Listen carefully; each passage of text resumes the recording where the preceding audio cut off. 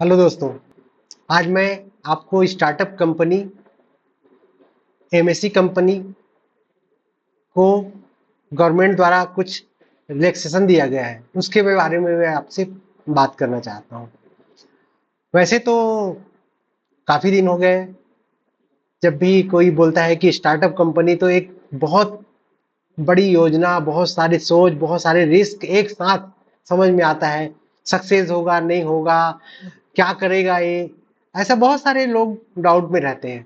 लेकिन फिर भी अगर कोई बड़ा विजन लेके चलता है तो जरूर वह सक्सेस होता है और एक बहुत बड़ा इमारत बनाता है अपने लिए, अपने परिवार के लिए, अपने समाज के लिए, अपने देश के लिए और सारी दुनिया के लिए। तो हमेशा ऐसे लोगों को गवर्नमेंट अगर चाहती है तो ऐसे लोगों को अपॉर्चुनिटी भी देती है। कई बार हम देखते हैं बहुत सारे ऐसे संस्थाएं हैं जहां पर आप जाएंगे तो बहुत पहले से जो कई सालों से वहां पर कंपनियां लगी हुई है या और लोग जो भी काम कर रहे होते हैं उन्हीं को ही अपॉर्चुनिटी मिलती रहती है। ऐसे में नए लोग को वहां घुसना थोड़ा आसान नहीं हो पाता है। और ये चीजों को समझते हुए सेंट्रल गवर्नमेंट ने 2016 में एक एक ऑर्डिनेंस पास किया, और जिसके तहत आप सभी जानते होंगे कि कोई भी टेंडर आता है, टेंडर में कुछ चीजें होती है। एक टेंडर फॉर्म लिया जाता है और टेंडर फॉर्म लेने के बाद में कुछ क्राइटेरियाज होती है, जैसे कि ये 3 स्टेप में होता है।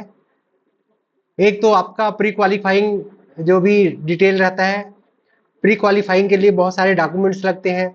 उसमें आपका पहला तो ये फाइनेंशियली ईएमडी जमा करना पड़ता है। दूसरा, जब आपको टेंडर मिल गया तो एसडी जमा करना पड़ता है।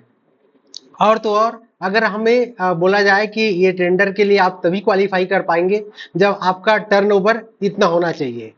कई बार ऐसा होता है उनको पास्ट एक्सपीरियंस भी मांगता है कि आपको 3 साल का एक्सपीरियंस है कि नहीं, आपको बहुत सारी चीजें फाइनेंशियली पूछा जाता है। तो एक नई कंपनी है जो 3 साल तक की वेट करेगी क्या?